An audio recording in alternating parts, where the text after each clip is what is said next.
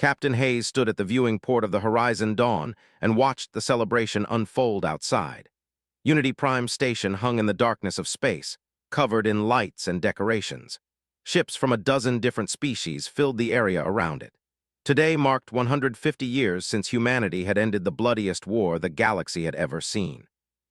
Adjusted her dress uniform and checked the time. In 30 minutes, she would need to be in the main hall for the ceremony. She had read the history files 3 times in preparation. The numbers still shocked her. 40,000 human soldiers had died to stop the Empire from wiping out the people. Earth had sent its fleets across half the galaxy to fight for strangers. "Captain, we're receiving another greeting from the delegation," her communications officer said through the comm link. "Acknowledge it and send our thanks," replied. She had lost count of how many messages they had received. They seemed determined to show their gratitude at every opportunity. Ambassador Peter Grant appeared beside her at the window. The old man moved quietly for someone in his 80s. He had been there at the original peace treaty, a young aide carrying documents for the human diplomats. Now he was the most senior ambassador Earth had. "Impressive sight, isn't it?" Peter said. His voice carried the weight of decades of service. "It is, sir. Hard to believe it's been 150 years. Peter nodded slowly. "I was 23 when the war ended. I remember walking through the cities we had liberated. The people lined the streets crying and thanking us. They had thought they would all die. They had already destroyed 6 of their worlds." Had seen the classified footage. The Empire had not simply conquered. They had committed genocide on a scale that made her sick to think about. Entire populations enslaved or executed. Children targeted deliberately. They had been weeks away from total extinction when Earth's fleets arrived. "Do you ever regret it?" asked. "The cost, I mean." Peter turned to look at her. His eyes were clear and steady. "Never. We did what was right. That's all that matters." They made their way to the main hall together. The space was enormous, designed to host gatherings of hundreds of different species. Today it was packed. Recognized delegates from the cluster, the distant assembly, and at least 6 other major powers. Everyone had come to honor the anniversary. They had outdone themselves with the decorations. Banners in human and colors hung from the high ceiling. Historical displays showed images from the war and the peace that followed, paused at one display that showed before and after images of Prime. The capital world had been burning ruins in 2175. Now it was one of the most beautiful cities in the known galaxy. "Captain Hayes, welcome." High Arbiter Ara approached with her entourage. The leader was tall and elegant, her scaled skin shimmering in shades of blue and silver. "We are honored by your presence." "The honor is ours, High Arbiter," replied formally. "I hope you will enjoy the ceremony. We have prepared something special for our human friends." Ara's expression was difficult to read. They had different facial structures than humans, but had learned to interpret their body language over the years. Something seemed off. The High Arbiter's posture was slightly too rigid. Before could respond, Ara moved on to greet other guests. Watched her go, a small frown creasing her forehead. Commander joined her a moment later. He was her military liaison, assigned to help coordinate security for the event. "Everything looks good from a security standpoint," he said quietly. "They have been very cooperative." "Maybe too cooperative," muttered. Gave her a questioning look. "What do you mean?" "I don't know, something feels wrong." She couldn't explain it better than that. Just a feeling in her gut that things were not as they appeared. The ceremony began with speeches from various galactic leaders. They all praised humanity's sacrifice and this commitment to peace. Listened with half her attention while her eyes scanned the crowd. She noticed military officers clustered in one corner, speaking in low voices. Their body language suggested tension. When Ambassador Peter Grant took the podium, the hall fell silent. The old man spoke without notes, his voice carrying clearly through the space. 150 years ago, humanity faced a choice, he began. We could ignore the suffering of strangers on the far side of the galaxy. We could protect our own interests and stay safe at home. Or we could do what was right, regardless of the cost. He paused and saw tears in his eyes. 40,000 men and women chose to do what was right. They gave their lives so that the people could live. They fought not for glory or conquest, but because genocide is wrong. Because every sentient life has value. Because we believed that peace was worth fighting for. The hall erupted in applause, clapped along with everyone else, but her eyes remained on the officers. They were applauding too, but their movements seemed mechanical, forced. After Peter's speech, High Arbiter Aura unveiled the Eternal Gratitude Monument. It was a massive crystal structure, 3 meters tall and pulsing with internal light. The crystal would broadcast a message of thanks on all frequencies every hour for the next 1,000 years. "Let this serve as a reminder," Aura said, "that the people will never forget what humanity did for us. Your sacrifice saved our civilization. We are forever in your debt." More applause, more speeches. The ceremony continued for another 2 hours, performed her duties and smiled at the right moments, but the feeling of wrongness never left her. That evening, there was a private dinner for the senior delegates, attended as captain of the Horizon Dawn. She found herself seated near Aura and took the opportunity to make conversation. "The ceremony was beautiful, High Arbiter. Your people have created something truly moving." "Thank you, Captain. We wanted to honor the sacrifice properly." Aura's voice was polite but distant. "I noticed increased military traffic near the border regions," said carefully. "Is everything secure?" The slightest pause. "Routine exercises, Captain, nothing to concern yourself with." "Of course, I just wanted to make sure there were no issues that might require assistance." "They are quite capable of managing our own security now." There was an edge to Aura's voice. "Thanks to 150 years of peace and prosperity that your intervention provided." The conversation moved on to safer topics but noted the change in tone. She was not imagining things. Something was wrong. Later that night, she met with in a secure room on the Horizon Dawn. "I want you to review all military movements in the past 6 months," she told him. "Cross-reference with their official reports." "You really think something is going on?" asked. "I don't know, but I've learned to trust my instincts. There's too much that doesn't add up. The way Aura acted, the military officers at the ceremony, the increased fleet movements. It could all be innocent." "It could be, but I want to be prepared if it's not." Nodded. "I'll pull the data and have a report ready by morning." Returned to her quarters but couldn't sleep. She kept thinking about the celebration, about the grateful speeches and the beautiful monument. She thought about Ambassador Peter Grant's words, about the 40,000 humans who had died to save the... She stood at her window and looked out at Unity Prime. The station was still lit up, the celebration continuing into the night.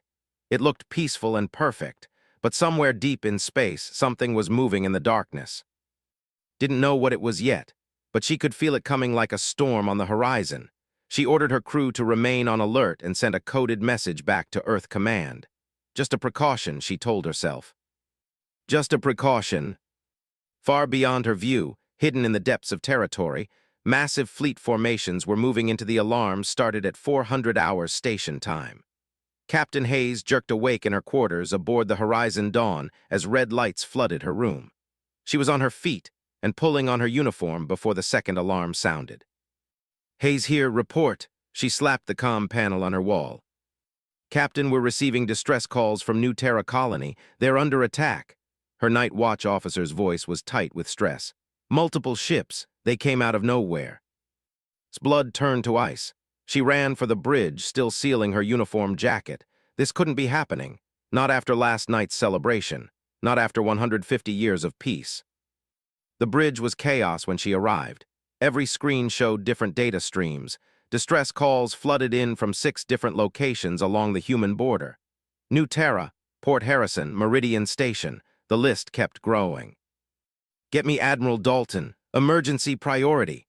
Dropped into her command chair and pulled up the tactical display.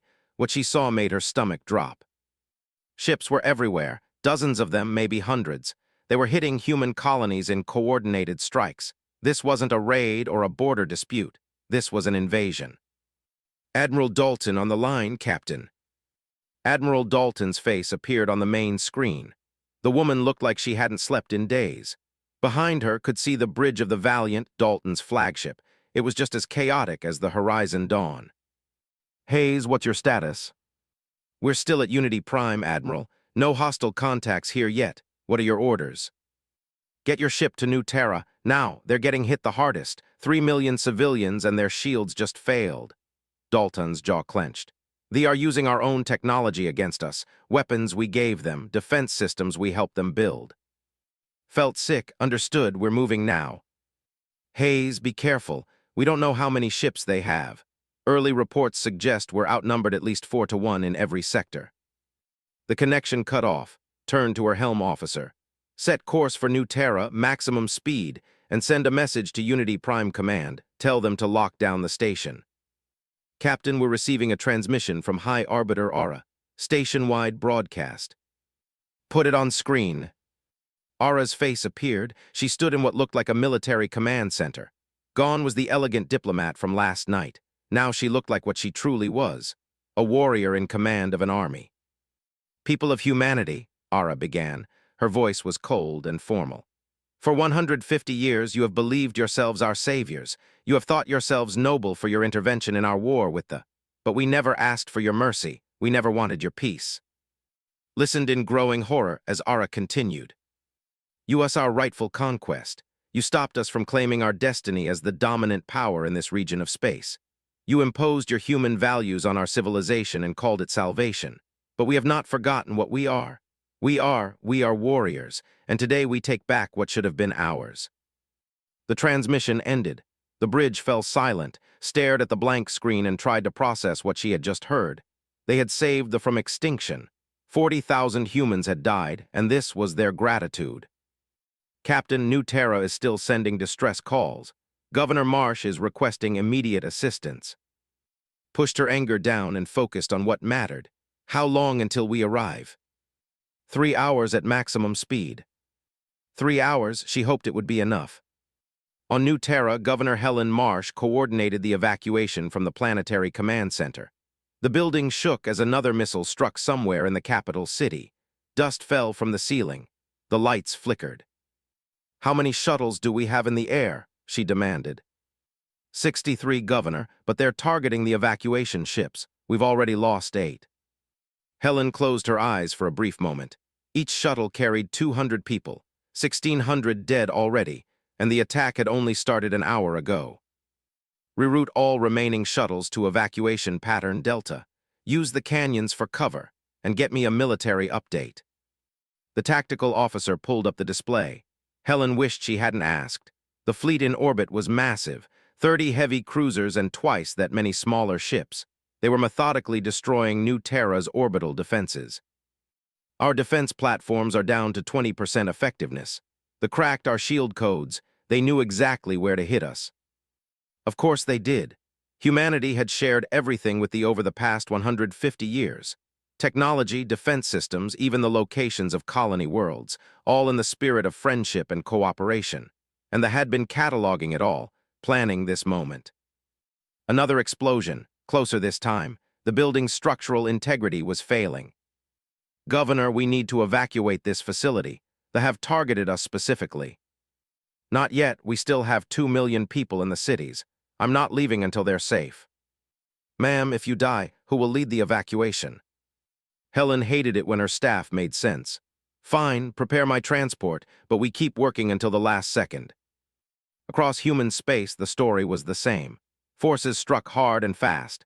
They hit military installations first, then moved to civilian targets. Space stations, research facilities, trade hubs, everything that represented 150 years of cooperation became a target. Lieutenant Sam worked in intelligence analysis for the Third Fleet. He had been reviewing data when the attack started. Now he stared at his screens and felt cold rage building in his chest. The evidence was everywhere once he knew to look for it. They had been planning this for decades, maybe longer. They had smiled and accepted human help while secretly preparing for war. Every treaty, every trade agreement, every joint research project, all of it had been cover for military preparation. Sir, you need to see this. Sam pulled up files on his commander's screen. I've been tracking military spending for the past 30 years. Look at these numbers. His commander leaned in. That's impossible. These show military expenditures 3 times higher than what they reported to the Galactic Council. Exactly. They've been building a war fleet in secret, using human technology and human trade goods to do it. We gave them everything they needed to attack us. The commander's face went pale. Get this to Admiral Dalton immediately. She needs to know what we're facing. Aboard Unity Prime, Ambassador Peter Grant sat in a locked room with 20 other human diplomatic staff. Soldiers stood guard outside. The celebration hall where they had honored humanity's sacrifice just hours ago was now a prison. Peter's hands shook slightly, not from fear, from rage. He had spent 60 years building peace with he had believed in their gratitude, he had trusted them. One of the younger diplomats sat beside him. "Ambassador, what do we do?" "We survive," Peter said quietly. "We wait for rescue, and we remember every detail so we can testify to this betrayal." Through the room's window, he could see ships moving around the station. They were fortifying their position, preparing for the human response that would surely come. A young woman named Carter sat in the corner, crying silently. She had been on Unity Prime for only 6 months, her first diplomatic posting. Peter moved to sit beside her. "I don't understand," whispered. "We saved them. My grandfather died in the war against he died for these people." "I know," Peter put a hand on her shoulder. "But some people value power more than gratitude. Some people would rather be strong than right." "What will Earth do?" Peter looked out at the ships. "They'll come for us, and they'll make the regret this day." Admiral Dalton's Third Fleet dropped out of faster-than-light travel at the edge of the new Terra system. What she saw made her want to scream. The orbital space was full of debris, destroyed defense platforms, wreckage from civilian ships that had tried to escape.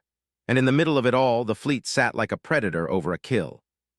"All ships combat formation, target the cruisers first. Rules of engagement are weapons free." She turned to her tactical officer. "How many are we facing?" "Sensors show 43 capital ships, plus numerous support vessels. We're outnumbered 4-1, Admiral." "Then we make every shot count. All ships commence attack." The battle for New Terra began. Human ships drove forward into the formation. The Valiant led the charge, its weapons blazing. Dalton's fleet was outnumbered but not outmatched. Human crews had trained for combat. They knew their ships. They fought with precision and fury. But they had numbers, and they had prepared for this moment. They knew human tactics. They knew human weapons. For every ship that fell, they destroyed one of Dalton's. "Admiral, they are using human shield frequencies. Our weapons are only operating at 60% effectiveness." Dalton swore. "Switch to backup protocols and get me damage reports." The battle raged for 3 hours. Ships on both sides burned and died. Down on New Terra's surface, Governor Marsh watched from her evacuation shuttle as fire filled the sky above her planet. Finally, Dalton made the call she never wanted to make. "All ships fighting retreat, fall back to Rally Point Gamma." The Third Fleet, behind them, New Terra burned. They had won the first round. In the secure war room on Earth, President Victoria Wells received the casualty reports. 5,000 military personnel dead in the first day. Another 8,000 civilians killed in the attacks. And this was just the beginning. The Emergency War Council met in the underground command center beneath Geneva. President Victoria Wells sat at the head of the table and looked at the faces around her. Military commanders, intelligence chiefs, civilian advisors, all of them waiting for her to make the most important decision of her life. General Frank Cooper spoke first. He was chairman of the Joint Military Command and had 50 years of service behind him. His voice was steady, but his eyes blazed with controlled anger. "Madam President, we have completed our strategic assessment. They have seized 4 colony worlds and blockaded 6 others. They hold approximately 200,000 human civilians as hostages. Our casualties stand at 15,000 military personnel and 12,000 civilians.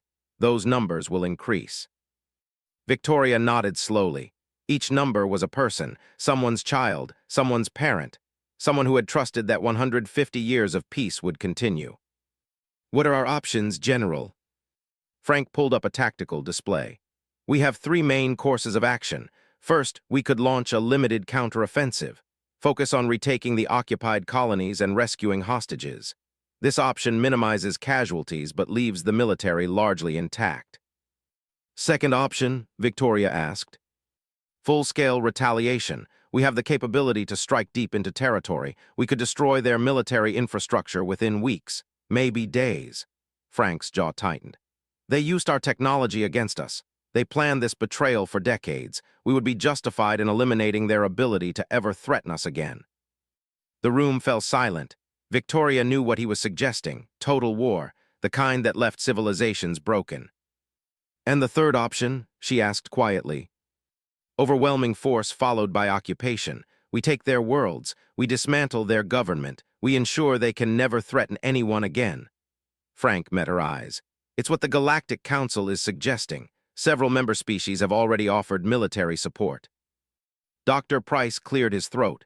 He was a civilian advisor, a historian who specialized in military conflicts. Victoria had asked him to attend specifically for this moment. "May I speak, Madam President?" "Please, Doctor." Stood and activated his own display. Images filled the screens around the room. Images from 150 years ago, cities burning, soldiers executing civilians in the streets, children in cages waiting to be sold into slavery. "This is what we stopped," said. "The Empire had already killed 3 billion. They had 6 more worlds left to conquer. If we hadn't intervened, the species would have been extinct within a month." He changed the images. Now they showed human soldiers, Marines carrying children to safety, medics treating wounded civilians, engineers rebuilding destroyed cities. "We didn't intervene for strategic advantage. We didn't do it for resources or territory. We did it because it was right, because genocide is wrong. We lost 40,000 people for that principle." Another image, a memorial wall with 40,000 names carved into black stone. "Now they have betrayed us. They've killed our people. They've used the gifts we gave them as weapons against us, and we need to decide what kind of species we want to be." Turn to face the Council. Do we become what they were? Do we justify destroying a civilization because they attacked us? Or do we hold to our principles even when it's hard, even when we've been betrayed? General Frank Cooper shook his head. "With respect, Doctor, principles don't protect our people. They are executing human prisoners. They're bombing civilian targets. They've shown us what they really are." "They've shown us what their government is," countered. "Not what their people are. The population is 8 billion. How many of them actually wanted this war? How many of them even knew it was coming?" "That's not our problem," Frank said. "They should have controlled their leaders." Victoria held up a hand. "Enough. I want to see the intelligence reports on civilian response to the attacks." Lieutenant Sam had been brought to the meeting specifically for this purpose. He stood and activated his data files. His hands shook slightly. He was only 26 and had never briefed the president before. "Ma'am, we've been monitoring communication networks. The civilian response has been mixed. Some populations are celebrating the attacks. Military cities, government strongholds.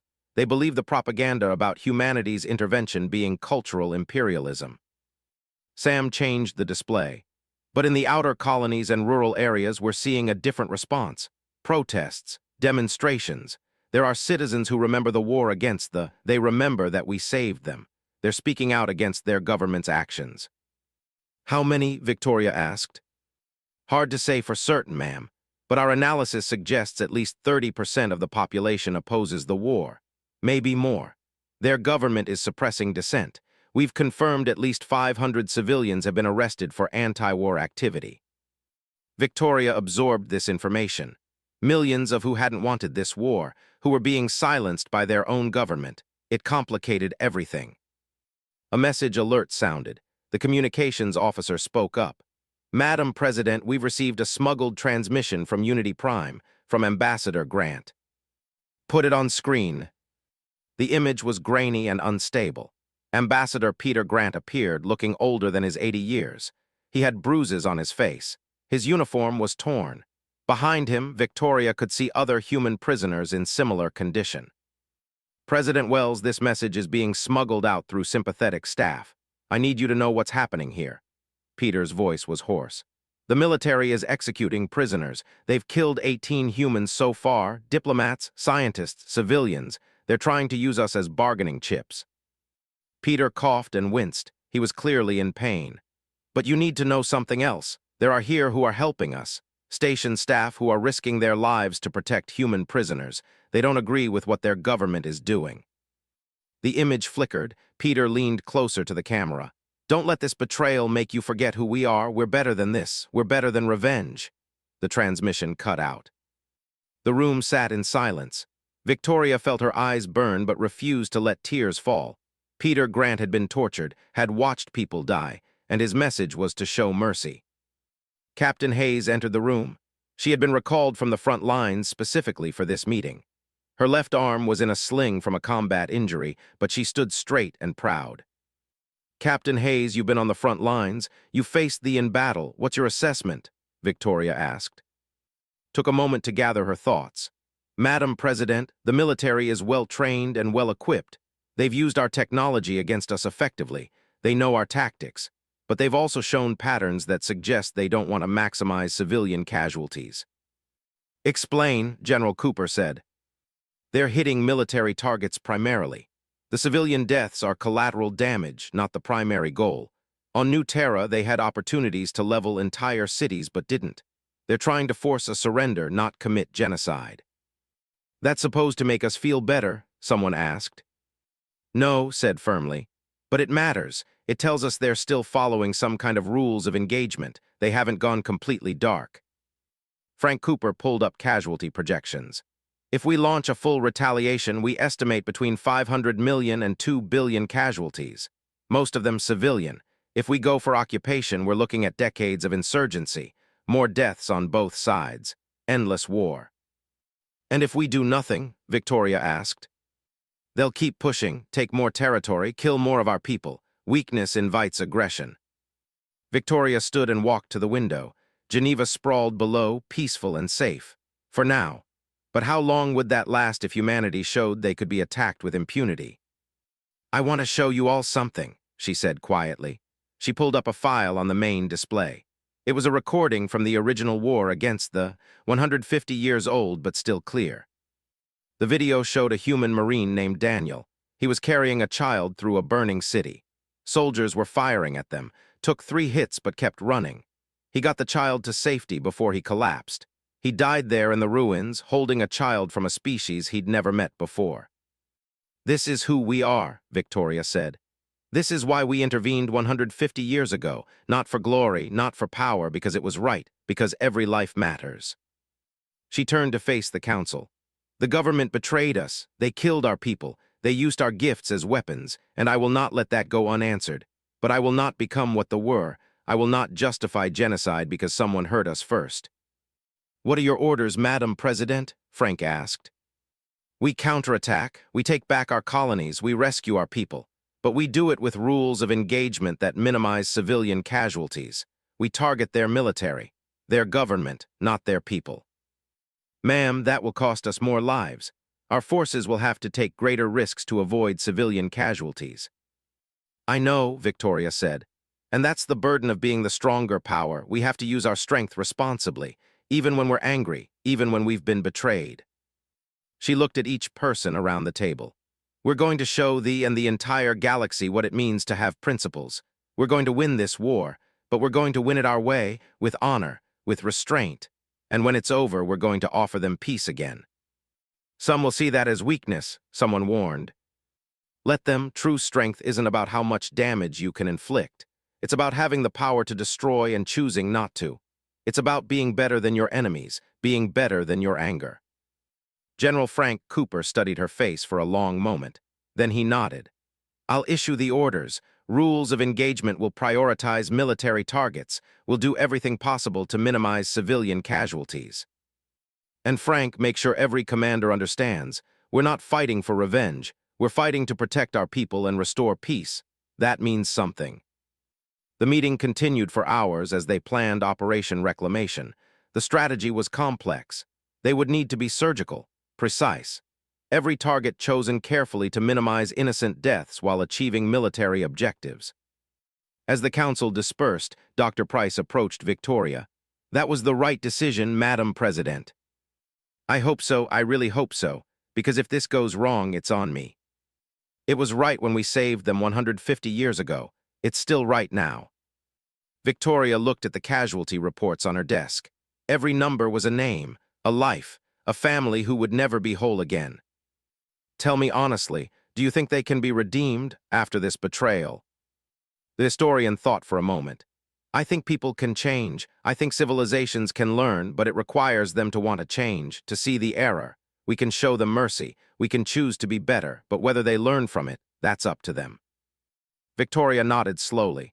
"Then we give them the chance. We show them what mercy really means, again." Across human space, the word went out.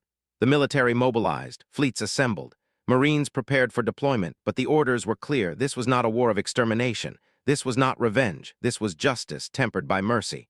This was humanity showing the galaxy who they really were. Admiral Dalton stood on the bridge of the Valiant and watched her fleet assemble. 200 ships hung in space around her flagship. Cruisers, destroyers, carriers. The largest military force humanity had gathered since the war against the 150 years ago. "All ships report ready, Admiral," her tactical officer announced. "Good, commence Operation Reclamation. First target is the Meridian Corridor. All ships jump on my mark." The fleet vanished into faster-than-light travel. They would arrive at Meridian in 3 hours. There they would face the main battle group. Intelligence suggested the enemy had over 80 ships in the sector. The odds were bad, but not impossible. Thought about her orders from President Wells. Minimize civilian casualties, target military assets only, fight with honor. She agreed with the principles but understood what they meant. Her people would take more risks. They would die protecting civilians who might not even appreciate the sacrifice. But orders were orders, and more importantly, they were right. "Admiral, we're receiving tactical data from Lieutenant's intelligence team," her communications officer said. "He's identified vulnerabilities in the fleet formation." Pulled up the data, had done excellent work. They were using human technology but hadn't fully adapted to it. They still thought like warriors, favoring aggressive tactics over defensive positioning. And there, in their formation, were gaps that could be exploited. Forward this to all fleet commanders. Tell them to adjust attack patterns accordingly. 3 hours later, the human fleet dropped into normal space at the edge of the Meridian Corridor. Alarms immediately started sounding. Ships were everywhere. The enemy formation was massive and intimidating. 83 confirmed capital ships, twice that many support vessels. They us 2-1, Admiral, the tactical officer reported. Then we make every shot perfect. All ships attack formation Delta. Target their command ships first. Fire when ready. The Battle of Meridian Corridor began. Human ships drove forward in coordinated waves. The Valiant led the charge, its heavy cannons blazing. Ships returned fire. Space filled with weapons, fire, and explosions. Watch the tactical display with cold focus. She had fought in 3 wars during her career.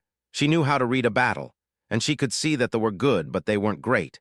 They had numbers, but humanity had experience. Target their flagship. All forward batteries, concentrated fire. The command ship took hit after hit. Its shields failed. Secondary explosions rippled across its hull. Then it broke apart in a ball of fire. Enemy flagship destroyed. Formation is breaking up. Allowed herself a small smile. Press the advantage, but remember, avoid their transport ships. Those are carrying civilians. Across the battle space, human captains followed their orders. They targeted military vessels while avoiding anything that looked like a civilian transport. It was harder than simply firing at everything. It required discipline, precision, but it was what separated humanity from their enemies. In another part of the battle zone, Captain Hayes commanded a special operations mission. She and her team were aboard a stealth ship approaching Unity Prime. Their objective was simple but dangerous: rescue Ambassador Grant and the other hostages. "We're approaching the station now," her pilot reported. "Security is heavy. I count 20 patrol ships and a full military garrison on the station." Studied the sensor readings. "Take us in through the maintenance corridors, send us the access codes. They haven't changed them yet." "How do you know they'll work?" "Because they still think we're soft. They don't believe we'll risk a rescue mission." Checked her weapons. "They're about to learn otherwise." The stealth ship slipped through Unity Prime's outer defenses using stolen access codes. They docked at a maintenance airlock on the station's lower levels. Led her team of 12 Marines into the station corridors. "Hostages are being held in detention block 7. That's 3 levels up and half a kilometer forward. We go quiet until we can't. Then we go loud and fast." Activated her tactical display. "Remember your rules of engagement. Military targets only. If you see civilians, avoid contact." They moved through the corridors like shadows. Twice they encountered security patrols. Both times, team neutralized them with non-lethal weapons. Stunned but alive. Even here in the middle of enemy territory, they followed their principles. They reached detention block 7 without raising an alarm, planted breaching charges on the main door while her team covered the approaches. The charges blew. The door exploded inward. His team rushed in. Guards grabbed for their weapons. The Marines were faster, short, controlled bursts. The guards went down, checked each one. 2 dead, 3 wounded. She signaled for a combat medic. Patch them up. We don't leave anyone to bleed out. Ma'am, they're the enemy. They're also someone's sons and daughters. Now patch them up. That's an order. While the medic worked, found the holding cells. Behind reinforced doors were 53 human prisoners. Ambassador Peter Grant was in the first cell she opened. He looked terrible, bruised, beaten, but his eyes were clear and determined. Captain Hayes, I knew Earth would send someone. Sir, we need to move. Can you walk? I can run if I have to. Peter looked past her at the wounded guards. You're treating them. Yes, sir, they're prisoners of war now. They get medical care. Peter smiled despite his injuries. Good, that's who we are. His team gathered the hostages and began the extraction. They were halfway back to the stealth ship when alarms started blaring. The station's security system had finally detected them. Contact front, security team approaching. One of his Marines raised his weapon. Hold fire unless they fire first. We're here for the hostages, not a massacre. The security team rounded the corner. For a moment, both sides stared at each other. Then someone fired, couldn't tell who. Suddenly, the corridor was full of weapons fire. Return fire, military targets only, watch for civilians. The firefight lasted 90 seconds. When it was over, 6 security personnel were down. 3 of his Marines were wounded, but they had the hostages and a clear path to the ship. They were loading the last hostages when took a hit. A sniper she hadn't seen. The shot caught her in the shoulder and spun her around. She hit the deck hard. Captain's down. Her medic was there instantly, applying pressure to the wound. It's not fatal, ma'am, but we need to move, now. Gritted her teeth against the pain. Everyone on the ship, go. They made it to the stealth vessel and undocked. Patrol ships gave chase, but the human ship was too fast. They jumped to faster-than-light speed and vanished before they could coordinate a response. Back at the Meridian Corridor, Admiral Dalton's fleet was winning. The formation had collapsed. Enemy ships were retreating or surrendering. It was a decisive victory, but felt no joy. Only grim satisfaction at a job done. Admiral, we're receiving surrender requests from 12 vessels. They're requesting medical assistance for their wounded. Didn't hesitate. Send medical teams, treat their wounded same as ours, and broadcast a message on all frequencies. Any ship that surrenders will be treated according to the laws of war. We're not here to commit genocide. The response was confusion. They had expected humanity to fight with rage and revenge. Instead, they found mercy and discipline. Some captains refused to believe it. They kept fighting. But others, seeing human medics treating wounded, began to question what they had been told about humanity. One officer, floating in an escape pod after his ship was destroyed, was picked up by a human rescue vessel. He was injured, bleeding from multiple wounds. The human medics worked on him immediately, stopping the bleeding and stabilizing his condition. "Why are you helping me?" he asked in broken English.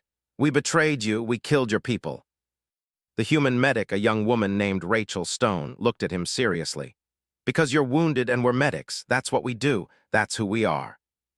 The officer couldn't understand it.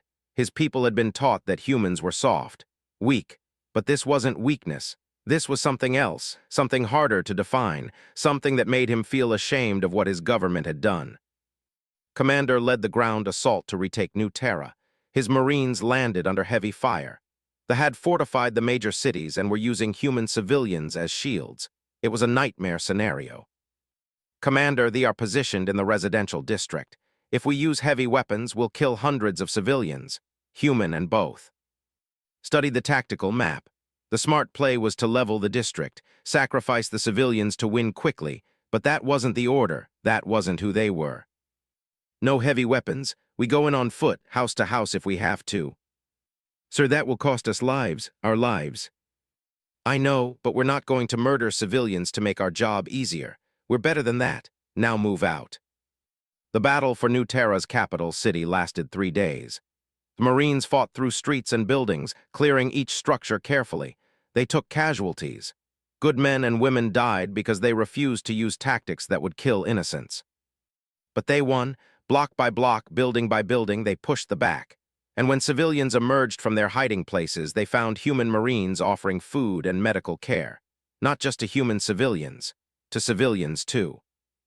One family huddled in a ruined building. The father was injured. The mother held two small children. They expected to be killed when human soldiers found them. Instead, a Marine medic treated the father's wounds and gave the children food. "Why?" the mother asked. "We are your enemies."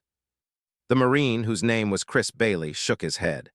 "You're not my enemy. You're just people caught in a war you probably didn't want. We don't make war on children." The mother looked at her children being fed by human soldiers. She thought about what her government had told her, that humans were monsters, that they would kill on sight. Nothing she had been told was true. Across the war zones, the pattern repeated. Human forces fought with precision and restraint.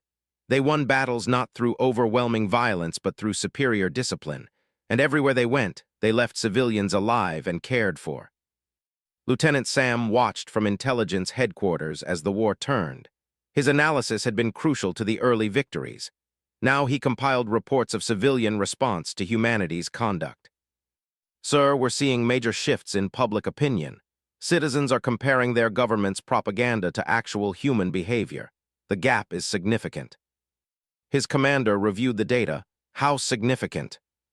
"We estimate 40% of the population now questions their government's narrative. Some are actively protesting the war. Their military has had to divert resources to suppress civil unrest." "Good, keep monitoring. This information matters." On Unity Prime, now back under human control, Ambassador Peter Grant gave an interview to Galactic Media. His face still showed bruises from his captivity, but his voice was strong. "The government betrayed 150 years of peace. They killed our people. They tortured prisoners. But 3 months after the war began, the military was collapsing. Admiral Dalton stood on the bridge of the Valiant and watched as another fleet surrendered.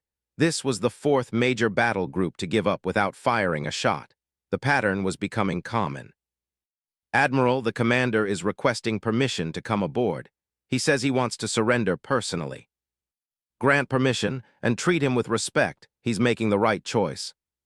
The commander was brought to the bridge an hour later. His name was Horn. He was old for a warrior, his scales dulled with age. He looked at with something close to shame in his eyes. "Admiral Dalton, I surrender my fleet to you, 200 vessels, 40,000 personnel." "Your surrender is accepted, Commander. Your people will be treated according to the laws of war. They'll be safe." Horn seemed surprised. "That's all, no execution, no revenge." "That's not how we do things, Commander. We're not interested in revenge. We're interested in ending this war and restoring peace." The old warrior was quiet for a moment. Then he spoke softly. "We were told you would destroy us, that you were monsters who would kill every for what we did. But in 3 months of war, you have killed fewer of our civilians than my own government killed in 1 week suppressing protests." Felt sadness more than satisfaction. "We remember what we fought for 150 years ago. We saved your people from extinction. We're not going to become the just because you betrayed us." "My government lied to us. They told us the intervention was imperialism, that you us our rightful conquest. But I have seen how you fight. I have seen you risk your lives to avoid civilian casualties. I have seen you treat our wounded the same as your own." Horn straightened. "You are not the monsters they told us you were. We are the monsters for believing them." On Earth, President Victoria Wells received daily reports about the war's progress. The military news was good. Human forces had retaken all occupied colonies. They had destroyed or captured 70% of the military. Casualties on the human side were significant but far less than initially feared. 15,000 military dead. Another 10,000 wounded. But what caught her attention was the intelligence from Lieutenant Sam. Civilian population was in open revolt. Protests had spread to every major city. The government had tried to suppress them with force, but that only made things worse. Now we're fighting each other. Those who believed the propaganda against those who saw the truth. "Madam President, we're receiving a transmission from Prime. It's on emergency diplomatic channels." Her communications director looked shocked. "It's from Elder Council member. He's requesting immediate talks." Victoria knew the name, had been one of the few leaders who had opposed the war. He had been arrested and imprisoned when the conflict started. If he was contacting them now, something major had changed. Put him through and get me Ambassador Grant. His face appeared on the screen. He was old, even by standards. His scales were pale with age and stress. Behind him, Victoria could see what looked like a government building, but damaged. There had been fighting there recently. President Wells, I am Elder Council member. I speak for the new provisional government of the collective. He paused, and Victoria saw shame in his expression. We have removed High Arbiter Aura and her war council from power. They are under arrest for crimes against peace. I am contacting you to surrender unconditionally and beg for mercy. Victoria kept her expression neutral. Explain the situation, Elder. Aura's government has fallen, the military has fractured. Half have surrendered to your forces, the other half are fighting each other. Our civilization is tearing itself apart. His voice broke slightly. We were wrong. Everything we were told was lies. You saved us 150 years ago and we repaid you with betrayal. And even after that betrayal, you showed us mercy. You fought to minimize our civilian casualties. You treated our wounded. You proved everything our government said about you was false. Ambassador Peter Grant joined the call from his temporary office. His injuries had healed, but the scars remained. Victoria saw him study carefully. Elder, this is Ambassador Grant. We met once many years ago at a cultural exchange. I remember, Ambassador, you were kind to me then.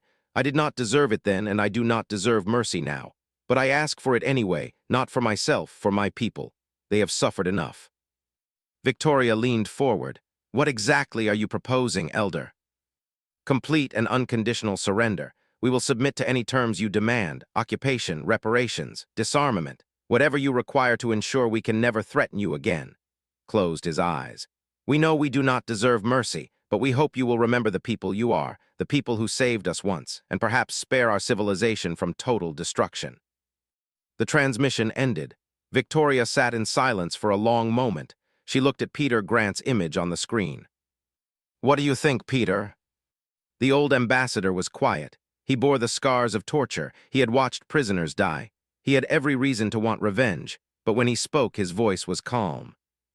I think this is why we fought 150 years ago, not to create grateful subjects, but to prove that peace is possible, that mercy matters. If we destroy them now, we prove that violence wins, that betrayal justifies genocide. We become the... They killed our people, Peter, 25,000 dead. I know, I was one of them almost. Peter met her eyes through the screen. But how many more will die if we choose revenge? And what kind of species will we be if we let our anger make us forget who we are? Victoria thought about the memorial wall with 40,000 names from the First War. She thought about the 25,000 new names that would join it. She thought about what they had died for. Principles, justice, peace. Set up a meeting with and the provisional government. We'll discuss terms. The meeting took place on neutral ground, on a space station operated by the Galactic Council. Victoria brought Ambassador Grant, General Frank Cooper, and Admiral Dalton. The brought and a delegation of moderate leaders who had opposed the war. The negotiations lasted 3 days. The Galactic Council observers expected harsh terms. Several species had already suggested that humanity should occupy space permanently. Some even suggested more extreme measures. On the 3rd day, Victoria announced the terms. The room fell silent as she spoke. The government will face justice for war crimes. Those responsible for planning and executing the betrayal will be tried by an independent tribunal. Reparations will be paid to the families of victims, both human and civilians killed in the conflict. The military will be reduced to defensive forces only, with international observers to ensure compliance. She paused and looked at, but there will be no occupation, no dismantling of your civilization, no collective punishment of your people. Humanity will withdraw our forces once stability is restored. We will help rebuild what was destroyed, as we did 150 years ago. The council observers erupted in protest. How could humanity show such mercy to a species that had betrayed them? Where was the punishment, the deterrent to future aggression? General Frank Cooper stood and addressed the council. We are not showing weakness. We are showing strength, real strength. The strength to have power and choose not to abuse it. The strength to be merciful when we have every right to be ruthless. That is what separates us from the Empire. That is what makes us worthy of the sacrifice our people made. Sat in stunned silence. He had expected occupation at best, destruction at worst. Instead, humanity was offering peace, again. Why, he asked simply, after everything we did, why show us mercy? President Wells looked at the old elder.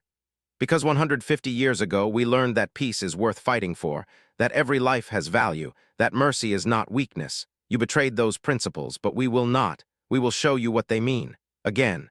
And maybe this time you'll understand. 6 months later, a new memorial was dedicated on Earth. It stood next to the original monument to the 40,000 who died saving from the... The new memorial bore 25,000 names, humans who had died in the Betrayal War. The ceremony was attended by thousands, families of the fallen, veterans, government officials, and a delegation from the provisional government led by Elder stood at the podium and addressed the crowd. His voice was translated into English, but the emotion needed no translation. I stand before you bearing the shame of my species. We were saved by your sacrifice 150 years ago. We should have learned the value of peace, the cost of hatred. Instead, we let pride and lies convince us to betray you, to attack the very people who gave us life. He looked at the names carved into the memorial. These humans died because we forgot what mercy looked like, because we valued power more than gratitude, because we were told you were weak when the truth is that you are the strongest species I have ever known, strong enough to show mercy, strong enough to choose peace over revenge, strong enough to forgive the unforgivable. Turn to face the crowd directly. I cannot undo what was done, I cannot bring back the dead, but I make this promise before these names and before the galaxy, that we'll never forget again. We will teach our children the truth about what you did for us, about how we betrayed you, and about how you showed us mercy anyway. He read names from the memorial, not all of them. That would have taken hours, but enough to honor them individually. With each name stood and bowed in respect, a promise made in blood and shame, a debt that could never truly be repaid. Captain Hayes, now promoted to admiral, stood in the crowd and watched the ceremony. Her shoulders still ached where she had been shot, but she was alive. She had survived to see this moment. A young approached her after the ceremony. She was barely an adult, her scales still bright with youth. She spoke English with a heavy accent, but her words were clear. Admiral Hayes, my name is, you saved my father during the war. He was a soldier. He was injured and your medics treated him. He told me that you risked your life to avoid killing civilians, that you showed him what mercy really meant.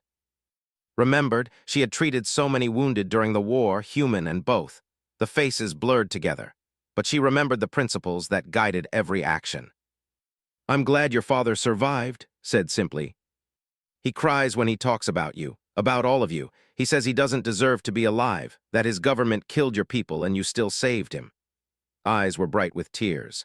I want to join the new Peace Corps, the Joint Human Program. I want to help build the peace my father tried to destroy. Can I do that? Felt her throat tighten. This was why they had fought with restraint, why they had chosen mercy over revenge, for moments like this, for the chance that the next generation might learn from the mistakes of the last. Yes, said, you can do that, we'll be glad to have you. She watched walk away to join other young volunteers, all of them children of the betrayal generation, all of them determined to build something better. Later stood alone at the memorial. She traced the names with her fingers, friends, colleagues, good people who had died for principles that seemed foolish to some, who had died showing restraint when rage would have been easier. Ambassador Peter Grant joined her. He moved slowly now, his age and his injuries catching up with him, but his eyes were still clear. Do you think it will last? Asked, the peace. Peter was quiet for a long moment. I don't know, peace is fragile. It requires work, commitment, memory, but I know this. We gave them 150 years of peace and they betrayed us. We could have destroyed them for it. Instead, we showed them what mercy means, what strength really is. If they betray that again, it won't be because we failed. It will be because they chose to. Nodded slowly. 25,000 dead, that's the price we paid for our principles. Yes, but how many millions of civilians are alive because of those principles? How many children will grow up in a galaxy that values mercy over revenge? That's the other side of the equation. They stood together in silence, two veterans of a war that should never have happened, honoring the dead who had made peace possible again. Above them, ships moved through the sky, human and vessels flying together, joint patrols protecting the border that had been a war zone just months ago, former enemies now bound together by hard-won understanding. The galaxy watched and learned. Humanity had shown the way. They had proven that strength was not just about weapons and violence. It was about having the power to destroy and choosing peace instead, about being betrayed and responding with justice rather than revenge, about breaking cycles of violence that had consumed civilizations for. In schools across both human and space, children learned the history, not propaganda, not lies, the truth, about the genocide, about humanity's intervention, about the 40,000 who died saving strangers, about the betrayal, and about the 25,000 who died showing mercy to those who had betrayed them. It was a hard history, a painful history, but it was true, and truth, more than anything else, was what would prevent it from happening again. As the sun set over the memorial, Hayes looked up at the names one last time. "We gave you 150 years of peace," she whispered. "You repaid us with betrayal, and we taught you what mercy really means, again." She saluted the memorial and walked away. Behind her, the names glowed in the fading light, a reminder of sacrifice, a warning against hatred, a promise that some principles were worth dying for. The galaxy would remember this war, not as a story of revenge, but as proof that peace was possible even after the worst betrayal. That mercy could triumph over hatred, that humanity, for all its flaws, had chosen to be better than its enemies, better than its anger, better than the easy path of destruction. They had given peace a chance, twice, and in doing so had shown the galaxy what it meant to be truly strong. Its response has shown the galaxy who we really are. We could have destroyed them. We had the power, we had the justification, but we chose mercy. We chose to be better than our anger, that is true strength. High Arbiter Ara watched the interview from her command center deep in space. Her war was failing. Human forces were winning on every front, and worse, her own people were turning against her. She had expected humanity to respond with rage, to give her propaganda credibility. Instead, they fought with honor and restraint. They made her look like the monster, and her people were starting to see it. And on Unity Prime, in a dark cell, Ambassador Peter Grant heard whispers from friendly guards. Help was coming. Earth had not forgotten them. He closed his eyes and prayed that when the rescue came, humanity would remember its principles, that they would still be the people worth dying for. "How many colonies have fallen?" she asked quietly. "4 confirmed occupied, Madam President. 2 more under siege. They have taken Ambassador Grant and his staff hostage at Unity Prime." Victoria stared at the tactical display. Red markers showed positions across the border zone. They had planned this perfectly, struck everywhere at once, used humanity's own trust against them. "Send word to Admiral Dalton. She is authorized to use any means necessary to defend our people." Victoria's voice was ice cold. "And get me the Galactic Council. I want every species in known space to hear what they have done. Let them explain how they repaid 150 years of peace with betrayal." And ships by the hundreds, armed with weapons and technology that humanity had helped them build. They moved silently through the darkness, heading toward human space. The celebration continued. The speeches of gratitude echoed through the halls. The Eternal Gratitude Monument broadcast its message of thanks into the void, and in the shadows, betrayal drew closer with every passing hour.